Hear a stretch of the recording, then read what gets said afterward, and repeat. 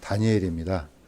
다니엘은 뭐 다니엘서에서 자세히 나와서 전체적으로 다 살펴볼 수는 없고 핵심적인 구절을 한 구절 한번 보겠습니다. 이거는 대표적인 구절 또 다니엘의 기도라고 해서 이거는 같이 한번 같은 목소리 한번 읽겠습니다. 자, 시작. 오 나의 하나님이여 주의 귀를 기울여 들으시며 주의 눈을 여사 우리의 황폐함과 주의 이름으로 불리는 도시를 보시옵소서. 우리가 우리의 의로 인하여 주 앞에서 우리의 간구를 드리지 아니하고 주의 크신 긍휼로 인하여 간구를 드리나이다. 오 주여 들으소서. 오 주여 용서하소서. 오 주여 귀를 기울이시고 행하소서. 오 내 하나님이여 주를 위하여 지체하지 마옵소서. 주의 도시와 주의 백성은 주의 이름으로 불리나이다. 아멘. 우리가 기도를 드렸던 것처럼 사실 이 다니엘도 온 힘을 다해서 마지막 사력을 다해서 하나님께 기도하는 그런 내용이 나옵니다. 사실 이 기도 때문에 다니엘서에 너무나 귀중하고 엄청난 소식이 사실 펼쳐지는 겁니다. 그래서 이제 이 기도를 했던 이 다니엘은 어떤 사람인지 같이 한번 추적해 보도록 하겠습니다. 자, 다니엘은 약 주전 606년 또는 뭐 어떤 사료는 605년 이렇게 보더라고요. 그때 이제 요야긴 왕 때 드디어 이제 사로잡혀 가죠. 바벨론으로 사로잡혀 가서 시작되는 그런 이야기가 이제 다니엘서 이제 초반부터 나옵니다. 자, 그런데 느부갓네살 왕은 이 다니엘과 세 친구를 잡아서 약 3년 동안 이제 훈련시켜서 또 잘 먹여서 이제 튼튼하게 길러서 드디어 이제 바벨론 역사에 귀 쓰려고 그런 이제 훈련을 이제 받았던 것 같아요. 그래서 첫 번째 미션이 사실 이거였습니다. 제목은 다니엘의 분리 이렇게 한번 잡아봤습니다. 자, 왜 그렇게 했는지 한번 보겠습니다. 이건 제가 읽겠습니다. 왕이 지정하여, 이 왕은 느부갓네살 왕입니다. 그들에게 왕의 음식과 왕이 마신 포도주에서 날마다 필요한 양식을 줘 3년이 끝난 뒤에 그들이 왕 앞에 서게 하려 함이었더라. 자, 얼마나 맛있는 음식과 산의 진미를 주어서 잘 먹여서 또 잘 훈련시켜서 느부갓네살 왕 앞에서 어떤 얘기를 물어보면은 즉각 또 대답하고 또 번역도 해주고 히브리어로 여러 가지 어떤 미션을 맡기려고 이렇게 훈련을 했던 것 같습니다. 자, 그런데 다니엘은 이렇게 엄청난 이 대접을 마다하고 단호하게 느부갓네살 왕이 지정해진 음식을 거절합니다. 근데 문제는 뭐냐면은 자기가 거절하면은 그 사람을 이 다니엘과 이 세 친구를 관리하는 이제 네시가 이제 목숨이 위태롭잖아요. 그래서 이제 우리가 성경에서 아는 것처럼 이제 먼저 시험적으로 우리가 이 음식을 먹지 않고 이제 콩 종류를 먹죠. 그렇게 해서 별 차이가 없으면 계속 먹는 것으로 이제 허락해 달라고 해서 이런 호의를 이제 베풉니다. 자, 보여주시죠. 자, 이때 이 분리, 사실 이게 이제 어떻게 보면은 단순히 우리가 볼 때는 그냥 바벨론 음식을 먹지 않고 그냥 그 옛날 자기가 어렸을 때부터 계속해서 율법에 의해서 제시된 하나님의 말씀에 의해서 제시된 그런 이제 정결한 음식을 이제 먹는 것으로만 이제 우리가 생각이 됩니다. 그런데 여기서 이제 중요한 개념 하나가 나옵니다. 먹는 것에서부터 분리가 일어납니다. 사실 분리라는 단어가 굉장히 중요합니다. 왜냐하면 이 단어 자체가 영어로는 홀입니다. 홀이라는 단어가 분리에서 나오는데 이 분리가 사실 원어로 가면은 코데시입니다. 자, 사실 이 모세의 성막을 보시면 아시겠지만은 모세의 성막은 공간이 세 개로 이루어졌습니다. 제일 먼저는 뜰이 나옵니다. 문을 열고 포장을 열고 들어가면 뜰이 나오고 뜰에서 드디어 성소로 들어갑니다. 성소에서 가장 깊숙한 것을 지성소랍니다. 바로 이 성소의 명칭이 코데시입니다. 성소 그러니까 한자어로는 맞는 것 같아요. 거룩한 장소라는 뜻입니다. 그런데 히브리어로는 거룩한 장소라는 의미도 있지만은 분리된 장소 그런 뜻입니다. 그런데 지성소는 코데시하 코다심 해서 분리된 것 중에서도 분리된 것 그런 뜻입니다. 그러니까 지성소 지극히 거룩한 장소 아마 한자어로는 맞는 것 같아요. 자, 이게 전부 다 분리의 개념을 갖고 있습니다. 자, 분리된 것 중에서도 분리되고 분리된 것 중에서도 분리되고 계속해서 분리라는 개념을 보여주신 이유가 뭘까 이제 생각이 듭니다. 자, 다니엘은 그냥 단순히 자기가 옛날에 먹었던 음식을 먹겠다 이런 의미가 아닙니다. 이 어떻게 보면 이 다니엘의 결단을 보면은 정체성에 관한 문제가 나옵니다. 자, 왜 그런지 한번 이걸 한번 쫓아가 보도록 하겠습니다. 자, 하나님의 거룩할 때 거룩도 같은 단어입니다. 코데시입니다. 자, 그런데 하나님께서는 레위기에서 이렇게 명령하십니다. 자, 이거는 한번 같이 한번 읽겠습니다. 시작. 나는 주 너의 하나님이라. 너희는 땅에서 기는 그 어떤 것으로 인하여 너희 자신을 더럽히지 말지니라. 나는 너희 하나님이 되려고 너희를 이집트 땅에서 데리고 올라오는 주니라. 그런즉 내가 거룩하니 너희는 거룩할지니라. 하나님께서 내가 거룩하니 너희도 거룩하라. 이거는 이해가 돼요. 그런데 그 앞에 어떤 말씀이 있냐면은 너희는 땅에서 기는 여러 가지 짐승들 있잖아요. 그 어떤 것으로 인하여 너희 자신을 더럽히지 말지니라. 사실 먹는 문제입니다. 이런 거 아무거나 먹지 마 이겁니다. 성경에서는 정결한 음식, 먹어야 되는 음식이 딱 정해져 있어요. 다음번에 나오지만은 쪽발이 갈라지고 태색임질하는 음식, 육상동물에서는 그러니까 다 양이나 염소나 소나 이런 것들입니다. 이런 것만 말고 다른 것은 먹지 마 이겁니다. 자, 그런데 거기까지는 좋은데 왜 이걸 거룩하고 관련 지었냐 이거죠. 오늘날 만약에 이런 식으로 음식을 가린다면은 세상에서 가장 거룩한 사람들은 아마 저기 절에 있는 그 수도승들 중들일 겁니다. 그 사람들은 아예 고기도 안 먹잖아요. 그냥 그 초식만 하잖아요. 뭐 몰래 먹을 수 있는지 모르겠지만 어쨌든 내가 볼 때는 가장 거룩한 사람들이에요. 하나님은 절대 그런 존재를 거룩하다고 보지 않습니다. 하나님의 거룩은 하나님처럼 분리된 사람들, 다시 말해서 하나님께 속한 존재를 거룩한 존재라고 하는 겁니다. 성경에서는 이걸 끊임없이 반복합니다. 자, 지도에서 보시는 것처럼 하나님께서는 이집트에서 살고 있었던 이스라엘 백성들을 어디로 끄집어냅니까? 홍해를 건너서 광야로 끄집어냅니다. 자, 그러면서 드디어 율법을 주십니다. 시내산에서. 전부 다 합치면 이제 613가지가 나오죠. 그 중에서도 먹는 문제를 갖고 얘기합니다. 이제 이게 레위기 11장에 이제 자세히 기록이 되어 있습니다. 자, 옛날부터 너희들이 먹어왔던 것들, 그런 것들, 이집트에서 먹었던 것들, 이제부터는 먹지 마 이겁니다. 왜냐? 내가 거룩하니까.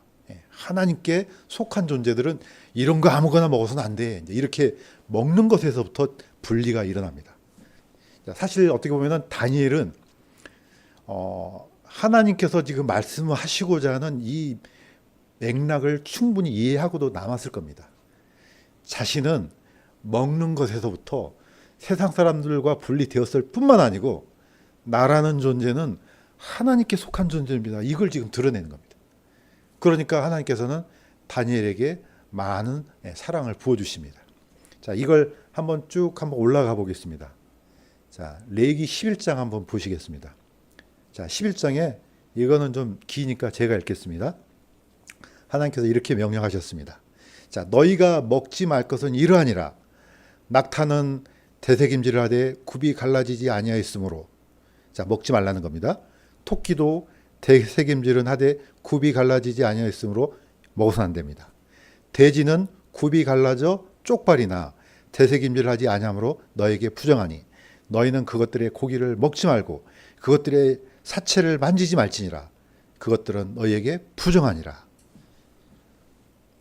정결한 것과 부정한 것에 대한 기준은 사람한테만 적용해야 됩니다. 왜냐? 짐승이 무슨 죄가 있습니까?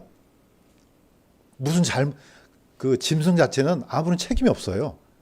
그런데 왜 하나님께서 짐승조차도 정결한 짐승, 부정한 짐승으로 나눴냐 이거죠. 이 속에 이미 하나님의 가르침이 들어있다는 거죠. 자, 이거는 이제 육상 동물이죠. 자, 쪽발이 갈라지고 대세김질하는 대표적인 동물은 소입니다. 소는 위가 4개지 않습니까? 오른쪽에 있는 요즘 쪽발이라 그러니까 잘 못 알아먹더라고요. 요즘 젊은 세대들은 쪽발이라 그러면은 일본 사람들을 생각을 해요. 왜 그런가 했더니 이 일본 사람들은 거기 뭐죠? 남학신 신을 때 이렇게 딱 그 엄지발가락이 나오고 4개가 딱 갈라지잖아요. 그러니까 그걸 보고 쪽발이라 그러더라고요. 근데 같은 단어를 씁니다. 마찬가지예요. 그런데 하나가 갈라지고 4개 갈라진 게 아니고 손은 아예 굽이 2개로 쫙 갈라져 있습니다. 이걸 쪽발이라고 그러거든요. 이렇게 굽이 딱 2개로 갈라진 것은 먹는다는 거죠. 그러니까 손은 먹을 수 있습니다. 그런데 낙타는 보세요. 제일 왼쪽에 있는 게 낙타예요. 보기에는 밖에서 언뜻 보기에는 갈라진 것처럼 보이잖아요. 안 갈라졌습니다. 나중에 낙타를 한번 찾아서 보세요. 안 갈라졌습니다. 낙타는 안 갈라졌기 때문에 사막을 이렇게 걸을 때 안 빠져들죠. 대신에 아주 발이 넓어서 이렇게 무거운 몸을 가도 이렇게 사막 모래에 많이 빠지지 않고 이제 걸어갈 수 있게끔 이렇게 된 것 같아요. 자, 그런데 낙타는 대세김질을 합니다. 대세김질을 하는데 이 발이 안 갈라졌어요. 얘는 먹어서는 안 되는 거죠. 자, 토끼는 대세김질을 합니다. 옛날에 많은 사람들이 아니 토끼가 언제 대세김질하냐고 막 따지고 들었던 사람이 있어요. 토끼는요 밤에 자기 똥을 먹습니다. 토끼는 소처럼 이렇게 위에서 토해내서 씹는 게 아니고 이걸 배설한 다음에 다시 그걸 씹어 먹어요. 그러니까 이것도 대세김질이에요. 그러니까 대세김질 하는 게 맞는 거죠. 단지 뭐냐? 토끼발을 안 보셨는지 모르겠네요. 토끼발은 사자발처럼 이렇게 딱 뭉툭 이렇게 돼 있어요. 안 갈라진 겁니다. 이거는 먹어서는 안 되는 겁니다. 자, 제일 오른쪽에 있는 것은 돼지발입니다. 돼지발은 갈라졌습니다. 그럼 먹어도 되잖아요? 안 됩니다. 대세김질을 못하니까. 이 2가지 조건이 정확하게 맞아떨어야지 먹을 수 있다는 거죠. 자, 유대인들은 지금도 이 조건이 맞는 음식만 먹습니다. 그런데 그걸로 끝나는 겁니다.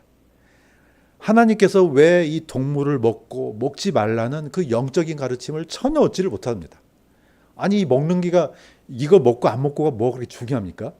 그런데 하나님께서는 이 속에 하나님께서 어떤 성품을 좋아하시고 어떤 길을 가기를 원하시는지 이 소고기가 들어있는 거죠. 그래서 우리가 소고기를 먹을 때 그냥 먹지 말고 소는 어떤 동물이지? 발이 갈라졌구나. 이거는 뭡니까? 분리입니다. 분리. 세상과 분리된 삶을 살아라. 그렇게 걸어가야 된다. 그런 가르침이 이 발 속에 들어있는 거죠. 걷는다는 것은 그냥 단순히 걷는 게 아니고 분리된 삶을 의미하는 거죠. 에녹이 300년 동안 하나님과 동행했습니다. 이게 바로 분리된 삶입니다. 우리는 하나님께 속한 존재이기 때문에 세상 사람들과 똑같이 살아서는 안 돼 이겁니다. 걸을 때나 생각할 때나 뭘 할 때 다 이렇게 분리된 이 분리가 바로 홀리입니다. 그래서 홀리라는 뜻 자체가 세상과 분리된 이런 의미를 가지고 있습니다. 2가지가 같이 맞아 떨어져야 됩니다. 그런데 분리되기는 분리됐어. 그런데 하나님께서 주신 말씀을 이렇게 듣고 이렇게 한쪽 귀로 빠져나가요. 이거는 대세김질을 전혀 못한 거죠. 돼지는 발이 갈라지긴 했는데 뭘 못합니까? 계속해서 먹기만 하고 전혀 새김질을 못합니다. 이런 동물은 부정하다 이렇게 성경에서 얘기합니다. 메디테이션, 묵상 아주 중요합니다. 그냥 이 말씀을 듣고 어떤 말씀인지 하나님께서 왜 이런 말씀을 주셨는지 곰곰이 생각하고 묵상하고 주야로 묵상하고 이런 능력이 있는 사람들, 그런 사람들을 하나님 기뻐하신다는 거죠. 단순히 음식을 먹고 안 먹고가 중요한 것이 아니고 포인트는 뭡니까? 나는 하나님께 속한 거룩한 사람입니다. 이겁니다. 다니엘은 단순히 음식이 아니고 나는 하나님께 속한 존재이기 때문에 당신들 같은 그런 삶을 살지 않겠습니다. 이런 결단이라는 겁니다. 다니엘이 이런 결단을 드러내자 하나님께서는 더욱더 다니엘을 사랑하시고 더 많은 호의를 베풀어 주셨습니다. 자, 이거는 이미 언급했던 것처럼 정체성에 관한 문제죠. 자, 그럼 신약에 와서는 문제가 생깁니다. 그러면은 우리 그리스도인들도 구약처럼 뭐 먹으라는 거 먹고 먹지 말라는 걸 말해야 되나? 딱 정리를 한마디로 해주셨습니다. 골로새서 2장 16절에서 17절입니다. 이거는 같이 한번 읽겠습니다. 시작. 그러므로 아무도 먹는 것이나 마시는 것으로 인하여 또 거룩한 날이나 월삭이나 안식일에 관하여 너희를 판단하지 못하게 하라. 그것들은 다가올 것들의 그림자이거니와 몸은 그리스도께 속해 있느니라. 사도 바울이 골로새 교회에게 이렇게 서신을 보냈습니다. 아무도 먹는 것이나 마시는 것, 옛날 율법에 속한 걸로, 또 구약에 지켜야 되고 뭐 어떻게 해야 되는 거, 거룩한 날, 절기, 월삭, 안식일 이런 것들로 인해서 너희를 판단하지 못하게 하라. 사실 이런 것들은 전부 다 예수님 안에서 성취되는 것들입니다. 왜 우리는 이런 법에 저촉이 안 됩니까? 우리 존재가 예수님 안에 있기 때문에 그렇습니다. 세상의 어떤 법도 예수님을 책잡을 법이 없습니다. 왜냐? 이분은 이 법을 주신 하나님이기 때문에 그렇습니다. 우리가 하나님께 속했기 때문에 이런 법이 전혀 우리한테 저촉이 안 됩니다. 그럼에도 불구하고 끊임없이 어떤 걸 질문합니까? 이것도 한번 같이 읽겠습니다. 시작. 도대체 무슨 말이냐? 너희 몸이 너희가 하나님께서 받은 바 너희 안에 계신 성령님의 전인 줄을 너희가 알지 못하느냐? 너희는 너희 자신의 것이 아니니 주께서 값을 치르고 너희를 사셨느니라. 그런즉 하나님의 것인 너희 몸과 너희 영으로 하나님께 영광을 돌리라. 이 구약 성경에는 원어에는 이런 투의 말투가 대단히 많이 나옵니다. 누구한테 속했다. 그런데 이런 표현은 이방인들의 언어는 좀 쓰기가 좀 어려워서 그런지 전부 다 가지고 있다고 표현을 하더라고요. 성경에는 누구한테 속했다. 이게 굉장히 중요한 영적인 의미가 있습니다.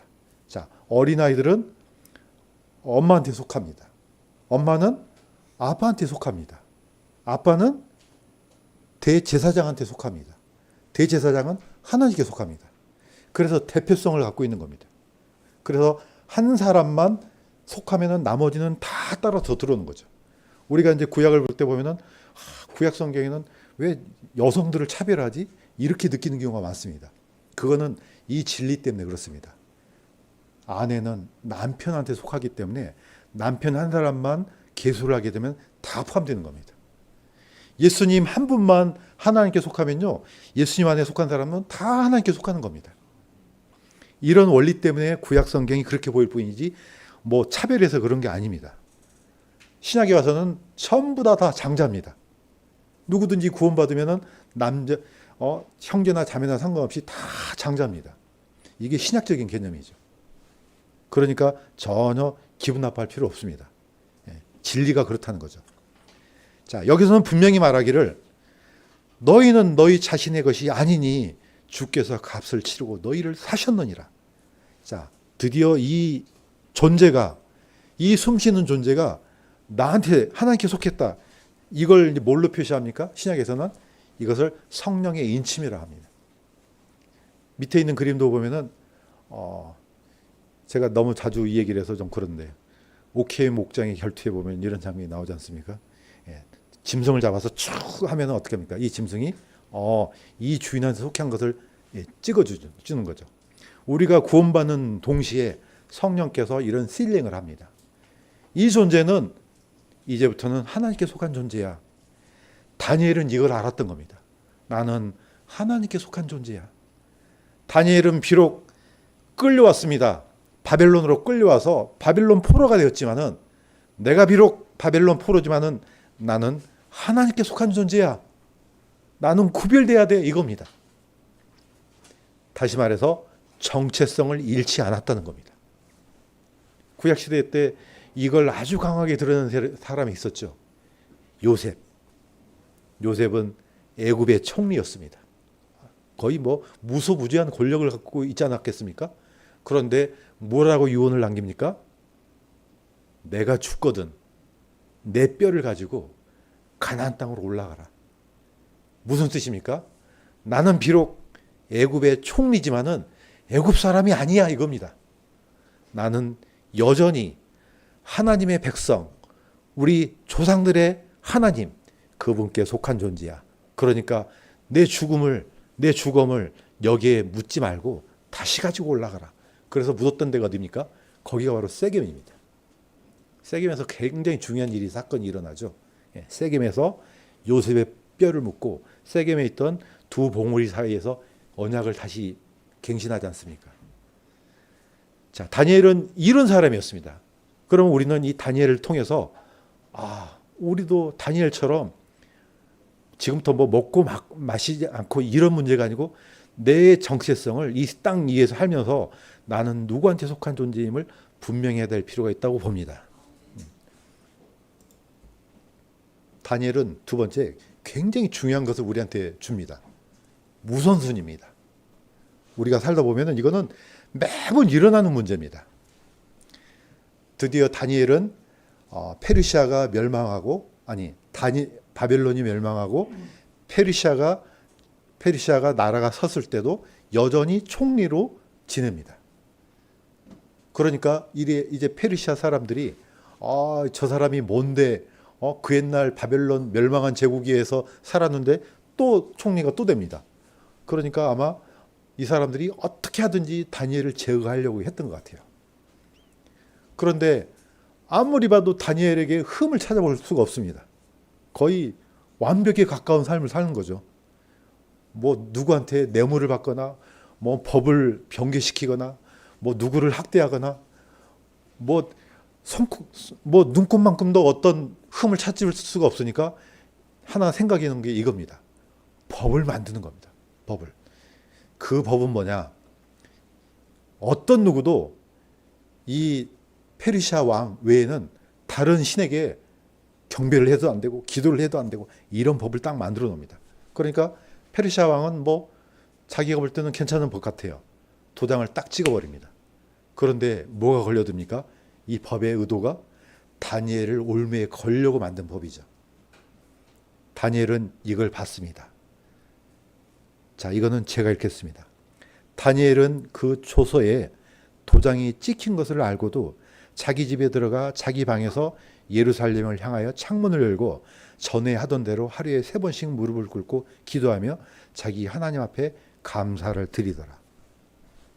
이 행동 다니엘은 알고 있었습니다. 내가 이렇게 기도하면은 나한테 엄청난 불이익이 떨어진다는 거 알고 있었습니다. 그래도 다니엘은 그걸 그대로 행했습니다. 우리는 여기서 다니엘이 우리한테 보여주는 교훈은 이겁니다. 뭐가 더 중요하냐? 뭐가 더 우선이냐? 이걸 분명히 다니엘이 하루에 3번씩 기도하면은 분명히 걸려드는 걸 알면서도 다니엘은 이걸 멈추지 않습니다. 세상에서는 이거 좀 비껴나가면 되잖아요. 그래? 법이 이런데 뭐 어떡해? 그냥 잠시 쉬었다가 아니면 다른 일 하다가 다시 돌아오면 되지. 우리나라에 대표적으로 이런 시대가 있었습니다. 일제시대 때 신사참배. 많은 좀 부끄럽긴 하지만은 크리스찬이라고 하는 사람들이 이 법을 어떻게 해. 그냥 일본 왕한테 그냥 예의를 갖추는 거지. 뭐 우리가 뭐 다른 신을 섬기는 거야? 이렇게 해서 신사참배에 참여한 사람들이 아주 많았다고 합니다. 그런데 이건 아니지. 단순히 일본 왕이 아니지. 이거는 천황 숭배거든요. 이거는 우상 숭배야.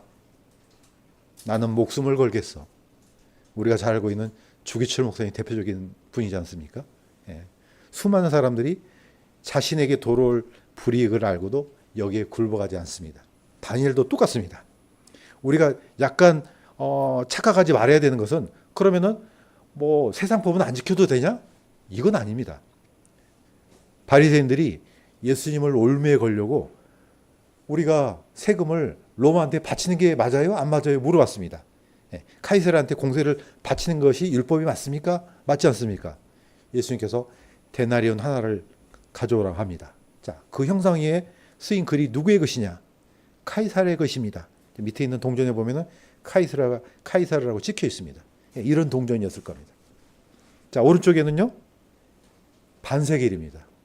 하나님께 바치는 셈입니다. 한 오늘날로 말하면 10만 원 정도. 이거는 반드시 성전 하나님을 위해서 드려야 되는 돈입니다. 근데 신기하게도 현재 이스라엘은 이 동전이 실제로 쓰는 건지 기념 주한지는 모르겠지만 이 동전이 사용되가 있더라고요. 전 세계에서 단위가 2분의 1이라는 것은 이것밖에 없습니다.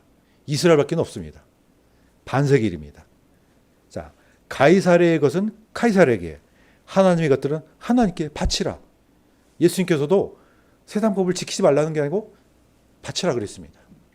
사도 바울도 세를 바칠 적에 바치라. 세상 법을 무시하는 건 아닙니다. 그런데 어떤 문제가 생기느냐. 세상 법하고 하나님의 법이 충돌이 일어나는 경우가 있습니다. 느부갓네살 왕은 거의 약 한 30m 크기의 큰 신상을 두라 평야에 세우고, 자, 이제부터 꽹과를 치고 북치고 장구치고 하면 다 절해. 이거는 법입니다. 법. 누가 빠져나갈 수 있겠습니까? 아무도 못 빠져나갑니다. 이건 법이기 때문에. 그런데 다니엘의 세 친구는 거기에 굴복하지 않습니다. 자, 법이 충돌이 일어날 때, 하나님께서 하신 명령하고 세상 법이 충돌이 일어났을 때, 그럼 어찌해야 되냐 이겁니다. 이때는 성경은 하나님의 법을 따르라. 하나님의 말씀을 따라야 된다 이겁니다. 그러면은 당연히 세상 법에 걸려듭니다. 그러면 이거는 누가 보아도 엄청난 불이익을 받을 수밖에 없습니다. 다니엘은 목숨을 각오했습니다. 죽음을 각오한 다니엘. 자, 이것도 제가 읽겠습니다. 왕국의 모든 총리들과 총독들과 통치자들과 조언자들과 대장들이 함께 의논하여 왕의 법규를 굳게 세우고 확고한 칙령을 정하였나이다. 오 왕이여, 그것은 곧 누구든지 30일 동안 왕 외에 어떤 신에게나 사람에게 청원하는 자는 사자굴에 던져 넣으리라는 것이니이다. 이 법을 만들어 놓으니까 왕조차도 어떻게 변경시킬 수가 없습니다. 이 페르시아 왕은 압불사했을 겁니다. 압불사. 이거 나를 위한 것이 아니고 다니엘을 잡아 죽이려고 한 법이었구나. 변경할 수 없습니다. 다니엘은 성경에 있는 대로 사자굴에 던져졌습니다. 그런데 놀랍게도 사자가 전혀 입을 움직이질 않습니다.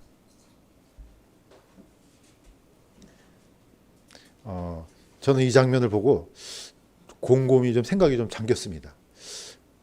나 같으면 이렇게 할 수 있을까? 지금으로서는 이렇게 할 수 있을 것 같아요. 그런데 진짜 그런다 그러면은 이렇게 할 수 있을까?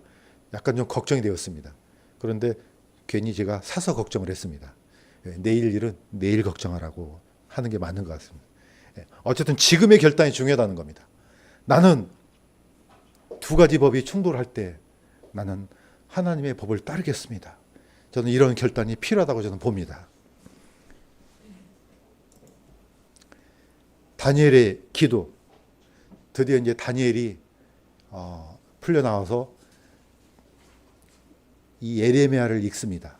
다니엘이 발견하는 것은 기도뿐만 아니고 예레미야를 읽다가 놀라운 걸 발견합니다. 읽었던 성경이 바로 이런 것 같아요. 주가 이같이 말하노라. 바벨론에서 70년이 찬 뒤에 내가 너희를 이곳으로 돌아오게 하리니. 다니엘이 성경을 읽다가 딱 보니까 자기가 잡혀간 시간대하고 맞춰보니까 거의 70년이 가까이 된 거예요. 하나님께서 이렇게 약속하셨구나. 70년이 차면은 우리 민족이 다시 돌아가는구나. 자, 하나님께서는 이렇게 덧붙였습니다. 그것은 평안을 주려는 생각이요 재앙을 주려는 생각이 아니니 곧 기대하던 결말을 너에게 주려는 것이라. 주가 말하노라. 하나님께서는 하나님의 불순종의 대가로 이스라엘을 바벨론의 포로가 되게 하셨지만은 하나님의 본질적인 생각은 그들이 벌을 받는 게 아니라는 겁니다. 그들이 자신들이 받았던 그 징벌을 통해서 하나님께 돌아오게 하려는 그런 목적이었던 겁니다. 하나님의 사랑이 여전히 작동하는구나. 다니엘이 이걸 알고 사력을 다해서 기도합니다. 그래서 다니엘은 금식하며 굵은 베옷을 입고 죄를 덮었은 채 주 하나님을 향하여 내 얼굴을 고정하고 기도와 간구로 구하니라. 우리는 세상 역사에서 뭐 엄청나게 큰 일이 아주 작은 것 하나 때문에 일어나는 것들을 많이 목격하게 됩니다. 저는 이 다니엘서를 읽다가 우리가 알고 있는 다니엘이 70일에 어마어마한 사람들이 여기 이 구절을 이해하려고 수많은 논문, 뭐 책으로 보면 산더미처럼 쌓여 있을 겁니다. 그런데 이 엄청난 사건을 받은 다니엘은 다니엘이 이 계시를 받았지만은 그 원인을 추적해 보면요, 다니엘의 기도입니다. 다니엘은 먼저 자신의 민족을 위해서 중보 기도했습니다. 물론 자신을 포함해서 자기의 잘못을 회개하고 자기의 민족을 위해서 회개하고 중보 기도했습니다. 그랬더니 하나님께서는 어마어마한 사건을 여기다가 다니엘을 통해서 부어주십니다. 그래서 우리가 다니엘을 통해서 어마어마한 사건을 보잖아요. 역사의 처음부터 끝까지 다 기록되어 있습니다. 다니엘서 안에는 놀라운 비밀이 다 들어 있습니다. 그런데 이 다니엘서하고 비슷한 성경이 어디입니까? 사실 요한계시록입니다.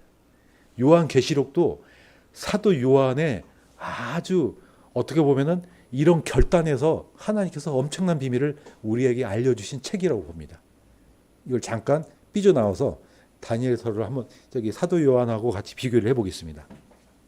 자, 다니엘은 하나님께서 엄청난 비밀을 알려주셨는데 이렇게 얘기를 하십니다. 주께서 네 백성과 네 거룩한 도시에게 70일을 정하셨나니 이것은 번법을 그치고 제들을 끝내며 불법에 대하여 화의를 이루고 영존하는 의를 가져오며 환상과 대언을 봉인하고 또 지극히 거룩하신 이에게 기름을 붓고자 함이라.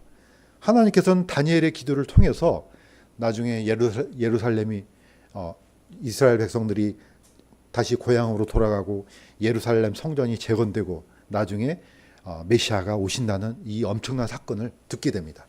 그런데 밑에 있는 그림을 보면은 바로 이 흉상이 도미티아누스 황제의 이 흉상입니다. 동일한 이 사건이 사도 요한한테도 일어났습니다. 소아시아 지역에. 이 사람은 내가 신이야. 내가 바로 주야. 다 나한테 경배해. 내가 바로 신이야. 안 그러면은 다 죽이겠어. 이게 바로 도미티아누스 황제가 내린 칙령입니다. 사도 요한이 가만히 있겠습니까? 단호하게 거절하죠. 그래서 사도 요한을 반모섬으로 유배를 보냅니다. 바로 반모섬에 유배를 갔을 때 요한계시록을 주신 겁니다. 우리는 사도 요한을 통해서 어떤 고통을 받았는지 우리가 이 구절 속에서 약간 살짝 좀 맛볼 수 있습니다. 이거는 같이 한번 읽겠습니다. 시작. 나 요한은 또한 너희 형제요 환난과 예수 그리스도의 왕국과 인내에 동참하는 자라. 내가 하나님의 말씀과 예수 그리스도의 증언으로 인해 반모라는 섬에 있었노라. 사도 요한의 인내, 사도 요한의 결단, 사도 요한의 기도, 이 응답이 그에 대한 보응이 하나님께서는 요한계시록을 주셨다니까요. 엄청난 사건이 기록되어 있지 않습니까? 다니엘의 70일에 마찬가지입니다. 다니엘의 기도, 다니엘의 회개, 다니엘의 통고, 그 한 사람으로 인해서 어마어마한 소식들이 우리 역사 안에 펼쳐지는 것들을 보면은 기도 자체는 눈에 보이지 않지만은 하나님께서 엄청난 역사를 하시는구나. 이걸 우리가 이제 많이 배울 수가 있습니다. 그래서 우리는 다니엘이 비록 한 사람이지만은 그가 보여준 교훈과 그가 했던 기도는 하나님께서 아주 그 기도를 기뻐하시고 엄청난 은혜를 부어주시는구나. 우리가 이렇게 알 수가 있습니다. 그렇다면은 우리는 당연합니다. 더 당연하게 열심히 기도하고 하나님께 매달리고 하나님께 의지해서 더 큰 은혜를 하나님께서 주시는 그날까지 끊임없이 기도해 줄 줄로 믿습니다. 자, 이제 마무리하겠습니다. 다니엘의 역사는 반복됩니다. 제가 계속해서 반복 얘기하잖아요. 프랙탈 구조. 희한하게 옛날에 일어났던 얘기 같은데 또 일어나고 또 일어나고 마지막에도 또 일어납니다. 노아홍수 사건, 하나님의 엄청난 심판이 있었죠. 소돔과 고모라의 불심판 반복됩니다. 로마에 의한 예루살렘의 심판 또 일어납니다. 그럼 앞으로는요. 앞으로 또 일어납니다. 아마도 적그리스도가 통치하는 시대 때 이런 현상이 일어날 것입니다. 성경에는 이렇게 되어 있습니다. 그가 그 짐승에게 생명을 줄 권능을 소유하여 그 짐승의 형상이 말도 하게 하고 그 짐승의 형상에 경배하려 하지 아니한 자들은 다 죽이게 하더라. 옛날 느부갓네살 왕이 자기의 금신상을 세워놓고 절 안 하면 다 죽였잖아요. 이게 또 일어나는 겁니다. 반복적이잖아요. 자, 그래서 계시록에는 이렇게 기록되어 있습니다. 이거는 개역성경에 더 맞는 것 같아요. 그래서 이거는 제가 한번 읽겠습니다. 또 내가 내 보좌들을 보니 거기에 앉은 자들이 있어 심판하는 권세를 받았더라.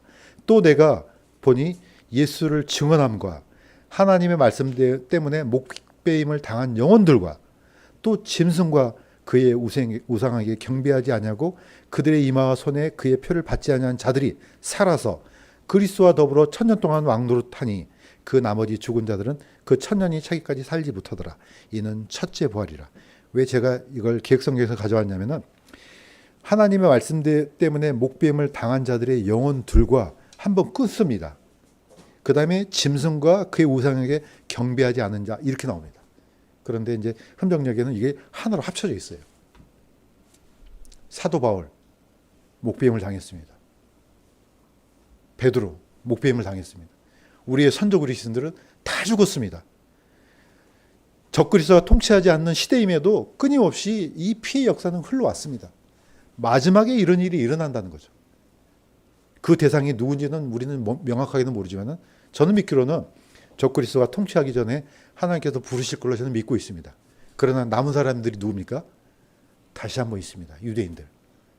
이 사람들은 이제 그 옛날 다니엘이 했던 그런 믿음을 보여야 될 것입니다. 그래서 역사는 된다는 겁니다. 그러면 오늘 이런 역사 안에서 하나님께서 주셨던 이 어떻게 보면 테스트 안에서 내 자신의 믿음을 결단하지 않으면은 나중에 가면 그런 일이 일어난다고요? 아닙니다. 오늘 못하면요, 내일 못합니다. 지금 내가 결단하면 내일 가능합니다. 저는 그렇게 믿습니다. 내가 지금 잘 섬기지 못하는데 내일 잘 섬긴다고요? 안 됩니다. 시간이 없습니다. 항상 성경에는 항상 오늘입니다. 오늘 하나님께서 부르실 때 응답하는 거 오늘 하는 겁니다. 구원 오늘 구원받는 겁니다. 내일 시간 없습니다. 안 됩니다. 그런 시간이 기회가 없습니다. 그래서 항상 우리 한편은 무엇이 우선인가 이게 가장 중요하다고 봅니다. 자, 이 말씀을 마치겠습니다. 한번 같이 읽겠습니다.